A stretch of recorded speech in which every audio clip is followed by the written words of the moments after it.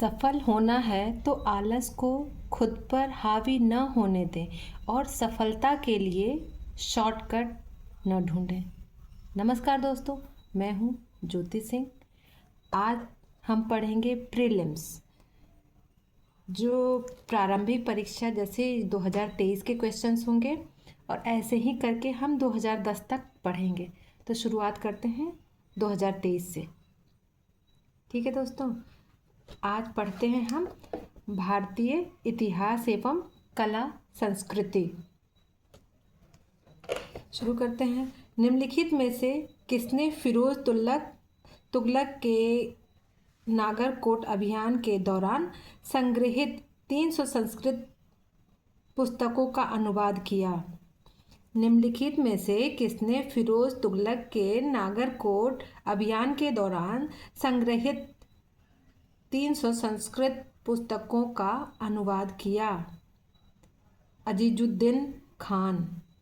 अजीजुद्दीन जो खान थे वो संस्कृत पुस्तकों का अनुवाद किया था इनने। आगे चलते हैं। सूची 1 और सूची 2 से सम्मिलित कीजिए तथा सूचियों के नीचे दिए गए कूट से उत्तर चुनिए। सूची 1, मिरात ए सिकंदरी, इसका होगा गुजरात विजय। बरहान ए मासिर, इसका है बहमनी के अहमदनगर।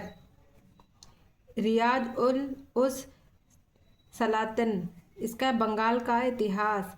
रियाज उल इंशा, इसका है महमूद गवां के पात्रों का संग्रह।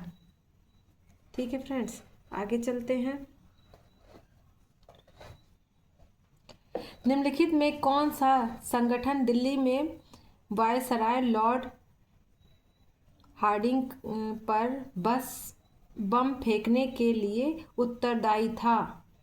निम्नलिखित में से कौन सा संगठन दिल्ली में वायसराय लॉर्ड हार्डिंग पर बम फेंकने के लिए उत्तरदायी था?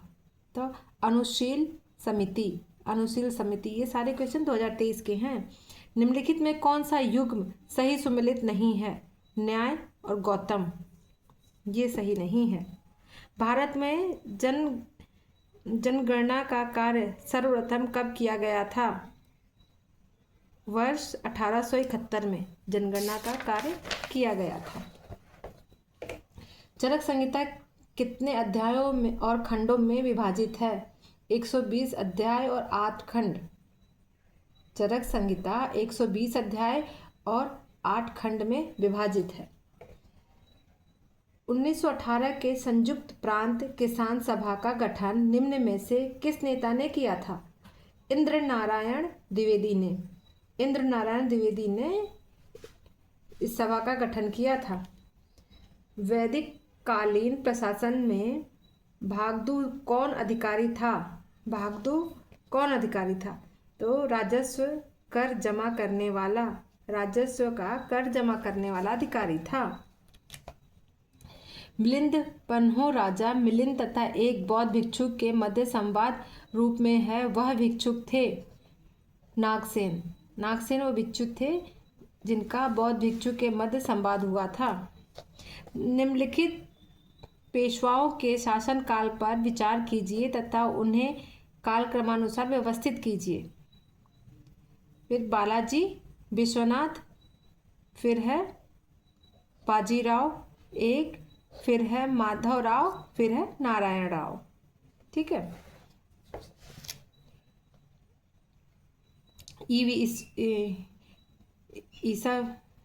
ईवी लिखा है। राम स्वामी नायक के संदर्भ में निम्नलिखित कथनों में से कौन सा सही है? उन्होंने सहयोग आंदोलन में हिस्सा लिया। उन्होंने 1925 में कांग्रेस छोड़ दी। नीचे दिए कूट का सही उत्तर कीजिए। दोनों ए तथा 2 दोनों ही सही हैं। पुराणों के संदर्भ में निम्नलिखित कथनों में से कौन सा सही है? तो दोनों सही हैं। विष्णु पुराण में मौर्य वंश की जानकारी मिलती है। वायु पुराण गुप्त वंश की शासन व्यवस्था पर प्रकाश डालता है। वो दोनों सही है। दोनों ए और 2 दोनों ही सही हैं। प्राचीन काल में भारत पर आक्रमणों के संबंध में निम्नलिखित में से कौन सा एक सही कालानुक्रम है? यूनानी, शक, कुषाण। ये सही है। निम्नलिखित में से किस अधिनियम द्वारा 120 सदस्यों वाले चैम्बर ऑफ प्रिंसेस की व्यवस्था की गई थी? 1919 का अधिनियम। कैप्टन हॉकिंस के संदर्भ में निम्नलिखित कथनों में से कौन सा सही है? तो केवल 2 सही है। वह तुर्की भाषा का बहुत अच्छा ज्ञाता था, है ना। संगीत की टप्पा शैली निम्नलिखित में से किस मुगल सम्राट के दरबार में परिष्कृत एवं विकसित हुई? मोहम्मद शाह की। परिष्कृत और विकसित। सूची 1 को सूची 2 से सम्मिलित कीजिए तथा नीचे दिए गए कूट से सही उत्तर चुनिए। नेवासा, महाराष्ट्र। ईसमपुर, कर्नाटक। डिडवाना, राजस्थान। गुड़ियाम गुफा, तमिलनाडु। कालक्रम की दृष्टि से निम्नलिखित घटनाओं में से कौन सी अंतिम थी? मोपला विद्रोह, ये अंतिम था। नेताजी सुभाष चंद्र बोस द्वारा आज़ाद हिंद फौज के हिस्से के रूप में गठित महिला रेजिमेंट का क्या नाम था? रानी झांसी रेजिमेंट। रानी झांसी रेजिमेंट नाम था। आगे चलते हैं। निम्नलिखित में से कौन सा सही सम्मिलित नहीं है? शाह तुर्कान है इल्तुतमिश की पत्नी। हमीदा बानो बेगम अकबर की माँ। रजिया के पिता इल्तुतमिश। गुलबदन बेगम बाबर की पुत्री। खरीदादार कौन था? खरीदादार कौन था? फरमानों को भेजने वाला अधिकारी। खरीदादार किसको कहते थे? तो फरमानों को भेजने वाला अधिकारी। निम्नलिखित में से कौन महिला स्वतंत्रता सेनानी भारत छोड़ो आंदोलन में सम्मिलित नहीं है? सम्मिलित नहीं है तो शांति घोष, ये सम्मिलित नहीं है। निम्नलिखित में से कौन एक 1857 के विद्रोह का स्थान विद्रोह का आरंभ सही सम्मिलित नहीं है? ए और सी। झांसी 11 मई 1857, लखनऊ 4 जून 1857। निम्नलिखित में से कश्मीर के किस शासन ने जजिया और गोहत्या को समाप्त किया? जैनुल आबिदीन ने। निम्नलिखित में से कौन हड़प्पा संस्कृति के पूर्वी सीमांत का निर्धारण करता है? आलमगीरपुर। गैर पारंपरिक ऊर्जा स्रोत में से स्रोत है जो कि गैर पारंपरिक ऊर्जा स्रोत वे स्रोत है जो कि नवीकरणीय है। निम्नलिखित में से कौन सा कथन सत्य है? महासागरीय लवणता कर्क एवं मकर रेखाओं पर अधिकतर होती है। इसे संयुक्त राज्य अमेरिका तथा मैक्सिको के बीच सीमा पर स्थित नदी है। Rio Grande. निम्नलिखित में से कौन सा एक सही सम्मिलित है? नीति उत्तराखंड। माउंट न्यूमैन निम्नलिखित में से किस खनिज के लिए प्रसिद्ध है? लौह अयस्क। निम्नलिखित कथनों में से कौन सा सही है? रामगंगा नदी कन्नौज के पास गंगा नदी में मिलती है। फिलीपींस में नारियल एवं गन्ने की कृषि विकास का श्रेय किसको जाता है? स्पेन और अमेरिका वासियों को। भारत में प्रमुख नदियों व उनके उद्गम स्थलों के जोड़े बनाइए। यमुना, यमुनोत्री। कृष्णा, महाबलेश्वर। गोदावरी, नासिक। महानदी, सिहावा। जल्दी जल्दी पढ़ते हैं, देखते हैं कितने क्वेश्चन तक हम लोग पढ़ लेते हैं आज। सूची 1 को सूची 2 से सम्मिलित कीजिए तथा सूचियों के नीचे दिए गए कूट से सही उत्तर चुनिए। किलिमंजारो किलिमंजारो है Tanzania, Toubkal Morocco, Stanley Uganda, ह्वांगर अल्जीरिया, ह्वांकंग अल्जीरिया। निम्नलिखित में से कौन सा युग्म सही सम्मिलित नहीं है? Onega Canada.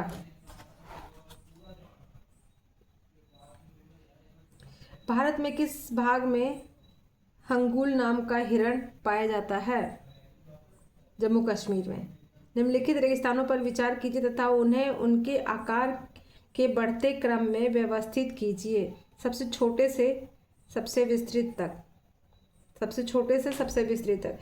तो ग्रेट सैंडी मरुस्थल, फिर गोबी मरुस्थल, फिर अरेबियन मरुस्थल, फिर सहारा मरुस्थल। ठीक है। नीचे दिए गए कूट में से सही उत्तर चुनिए। अच्छा, वही वाले हैं, यही वाला क्वेश्चन है। 37वां। अब 38वां। रेगिस्तान में आवास करने वाले जानवर कहलाते हैं मरुद्विविद जानवर।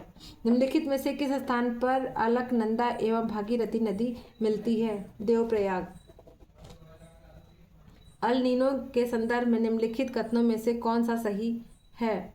अल नीनो के पूर्व प्रशांत क्षेत्र में पेरू के तट पर गर्म धाराओं का प्रकट होना शामिल है। यह गर्म धारा पेरू के तट पर जल के तापमान को 10 डिग्री सेंटीग्रेड तक बढ़ा देती है, जिससे समुद्र में प्लैंकटन की मात्रा बढ़ जाती है। तो केवल एक सही है। अल नीनो की पूर्व प्रशांत क्षेत्र में पेरू के तट पर गर्म धाराओं का प्रकट होना शामिल है। शिवानास समुद्र एवं कल्पक्कम क्रमशः किस लिए प्रसिद्ध है? जल शक्ति एवं नाभिकीय ऊर्जा के लिए। नीचे 2 कथन है, जिसमें एक को अभिकथन और दूसरे को कारण आर कहा गया है। अभिकथन: दक्षिण पश्चिम मानसून मौसम के दौरान तमिलनाडु तट शुष्क रहता है। तमिलनाडु तट बंगाल की खाड़ी के शाखा के समानांतर स्थित है और दक्षिण पश्चिम मानसून की अरब सागर वृष्टि छाया क्षेत्र में स्थित है।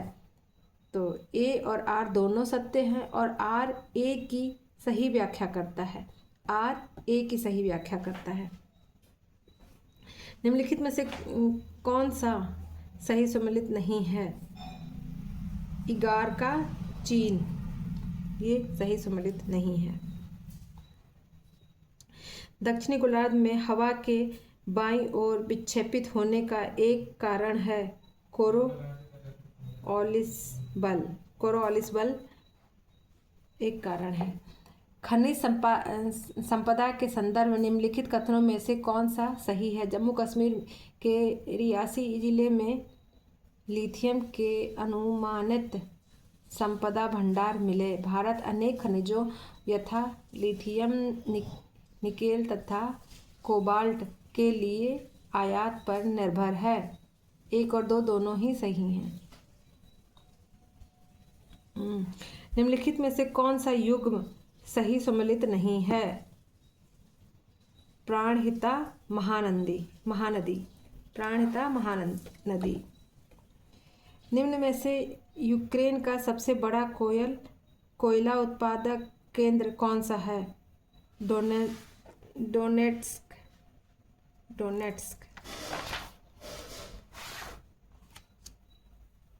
निम्नलिखित कथनों में से लैटेराइट मिट्टी के विषय में कौन सा कथन सही है?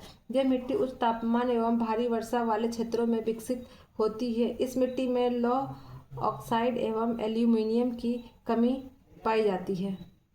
तो पहला सही है, यह मिट्टी उच्च तापमान एवं भारी वर्षा वाले क्षेत्रों में विकसित होती है। पराबैंगनी विकिरण को अवशोषित करने वाली ओजोन परत किस वायुमंडलीय स्तर में स्थित है? समताप मंडल।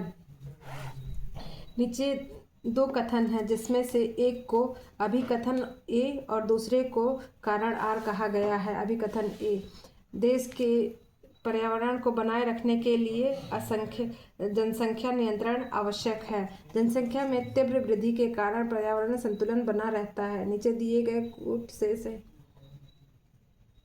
सत्य, ये सत्य है किंतु आर गलत है, ये सत्य है।